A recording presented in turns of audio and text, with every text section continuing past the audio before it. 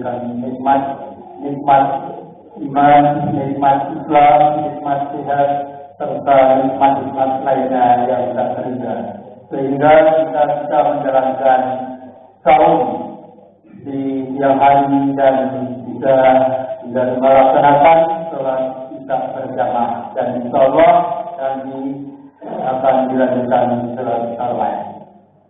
Salawat dan salam marilah kita aturkan pada junjungan Nabi besar Muhammad Sallallahu Alaihi Wasallam beserta keluarganya, sahabatnya, dan hadirin yang telah membawa kita ke kebaikan. Mudah-mudahan kita termasuk umat Muhammad. Amin amin ya rabbal alamin. Sebelum dilaksanakan sholat tarawih, maka kita sampaikan yaitu informasi yang pertama, yaitu kuota promo sampai saat ini berjumlah 1.925.500 rupiah.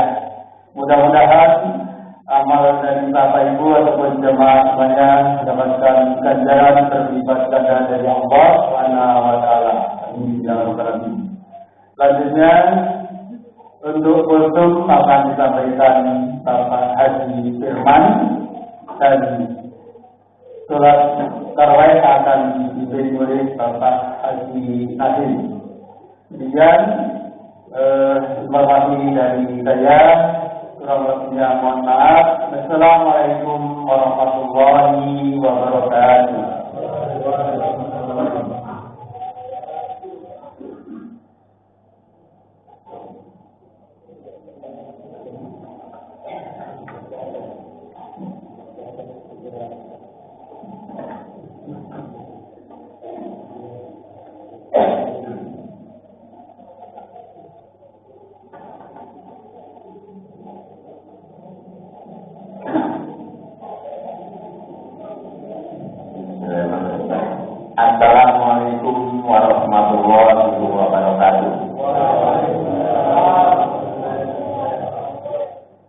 Alhamdulillahirabbil alamin.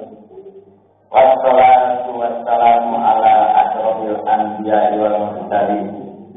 Sayyidina wa maulana Muhammadin wa ala alihi wa sahbihi ajmain. Amma ba'du.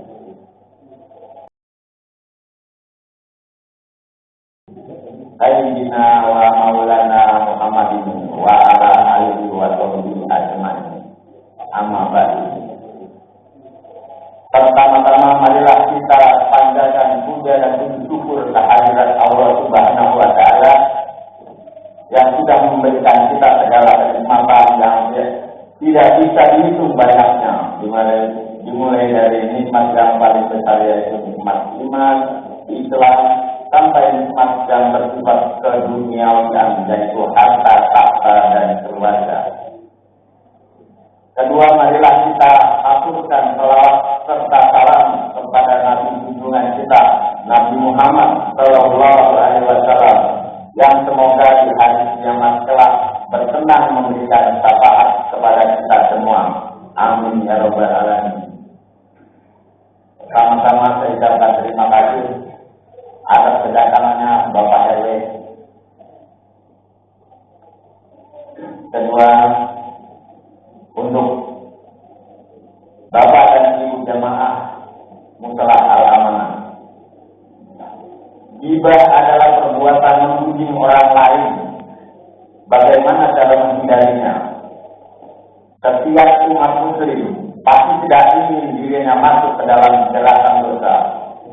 Mentaati perintah Allah Subhanahu wa taala dan menjauhi setiap apa yang dilarang oleh agama merupakan kewajiban bagi umat Islam.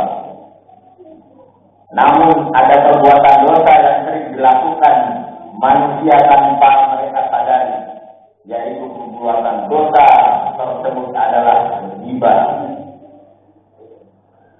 Meski identik dengan perempuan, namun laki-laki pun terkadang juga tidak bisa menghindari perbuatan ghibah ini ketika sedang asik berkumpul atau berinteraksi dengan teman. Terkadang kita tidak bisa mengontrol pembicaraan sehingga tanpa sadar kita sudah memuji seseorang. Ghibah adalah perbuatan di mana kita membicarakan aib atau keburukan orang lain. Ghibah adalah salah satu perbuatan yang dilarang oleh Allah Subhanahu wa taala dan termasuk dalam perbuatan dosa besar. Bahkan meskipun yang dibicarakan itu sesuai kenyataan, ghibah tetaplah perbuatan yang zalim.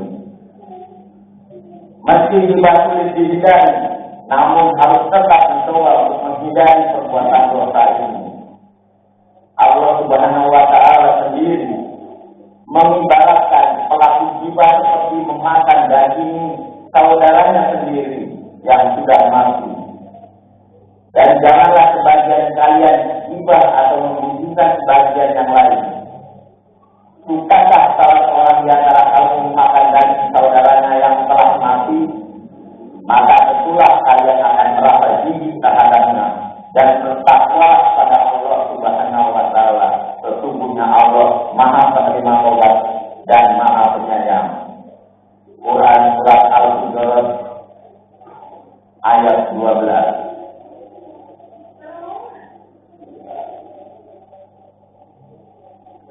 Ghibah adalah perbuatan yang termasuk dalam golongan dosa besar selain firman Allah Subhanahu wa taala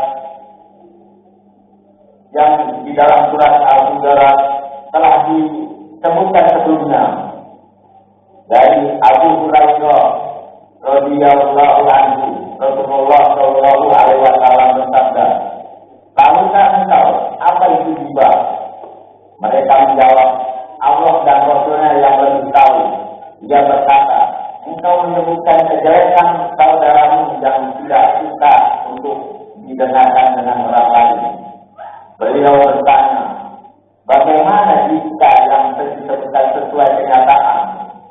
Jawab Nabi Shallallahu Alaihi Wasallam, "Jika sesuai kenyataan berarti engkau telah menggibahnya. Jika tidak sesuai berarti engkau telah memfitnahnya." Dalam Al-Azkar, Imam Nawawi menyebutkan, ghibah adalah sesuatu yang amat jelek, namun tersebar di halayak ramai, yang bisa selamat dari tergelincirnya lisan seperti ini hanyalah sedikit. Ghibah memang membicarakan sesuatu yang ada pada orang lain. Namun yang diceritakan adalah sesuatu yang tidak suka untuk diperdengarkan pada orang lain. Sesuatu yang diceritakan bisa jadi pada badan, agama, dunia, diri, akhlak, bentuk diksi, harta, anak, orang tua, istri, pembantu, budak, dan lain sebagainya. Ulama telah bersepakat bahwa hukum dari ghibah adalah haram. Ghibah adalah dosa besar. Perbuatan ghibah juga sama halnya dengan menjatuhkan kehormatan, mencemarkan nama baik, dan menghindar di bawah orang yang kita benci. Ada beberapa cara menghindari ghibah. Yang pertama, berkumpul dengan orang soleh. Pergaulan dan perkumpulan merupakan salah satu sumber ghibah yang paling besar. Oleh karena itu, untuk terhindar dari perbuatan dosa ini, ada baiknya kita bijak memilih dengan siapa kita harus berkumpul. Dalam sebuah hadis Rasulullah bersabda, pemisahan teman yang baik dan teman yang buruk ibarat seorang penjual minyak wangi dan seorang pandai besi. Penjual minyak wangi mungkin akan memberimu minyak wangi, atau kau bisa membeli minyak wangi. Dan kalaupun tidak, kau tetap mendapatkan bau harum darinya. Sedangkan pandai besi bisa jadi percikan apinya mengenai pakaianmu. Dan kalaupun tidak, kau tetap mendapatkan bau asapnya yang tidak sedap. Yang kedua, menjaga lidah. Secara tidak sadar, kita bisa saja terjebak dalam perbuatan ghibah. Ketika apa yang dibicarakan sudah mulai mengarah ke hal yang tidak baik, segeralah berhenti.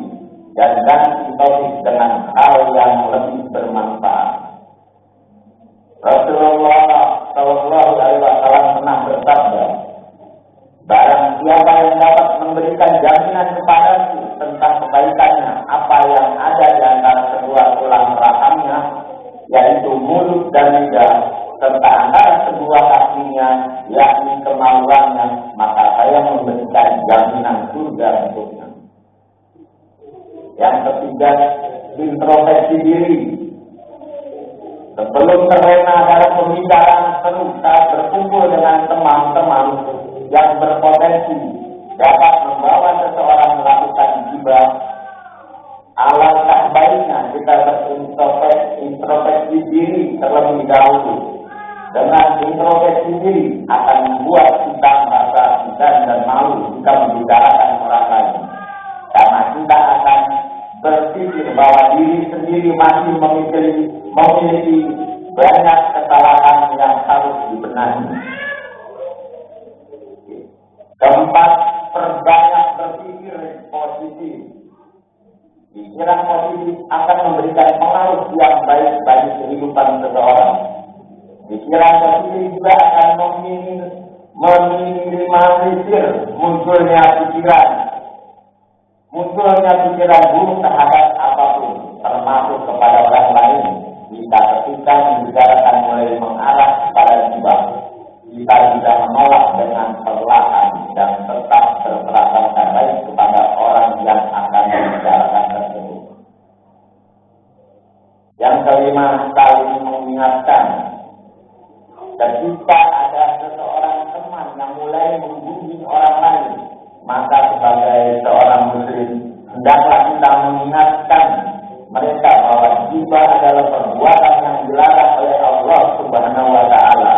Hal ini juga sudah tercatat dalam Al-Quran yang artinya, kecuali orang-orang yang beriman dan mengerjakan amal soleh dan menasihati supaya mentaati kebenaran dan menasihati supaya menepati kesabaran.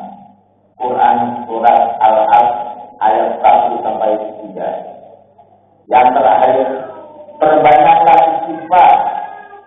Seorang muslim sudah semestinya selalu mengingat Allah Subhanahu wa Ta'ala dengan memperbanyak istighfar kapanpun dan dimanapun. Hal ini untuk memohon ampun Allah Ta'ala dengan memperbanyak istighfar kapanpun dan dimanapun. Hal ini untuk memohon ampunan atas segala dosa yang tidak sengaja maupun tidak disengaja. Dengan memperbanyak istighfar juga bisa menjadi pelindung dari perbuatan dosa, sehingga kita terhindar dari perbuatan ghibah karena merasa takut dengan dosa. Artinya pembicaraan orang lain, baik itu saudara, teman, musuh, dan lain-lain, kita tidak boleh membicarakannya, walaupun kebaikannya, apalagi keburukannya. Itu adalah dosa besar.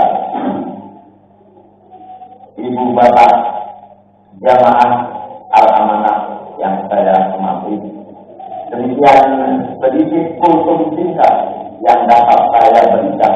Semoga apa yang saya sampaikan dapat bermanfaat bagi kita semua di dunia maupun di akhirat. Wabillahi taufiq wal hidayah. Wassalamualaikum warahmatullahi wabarakatuh.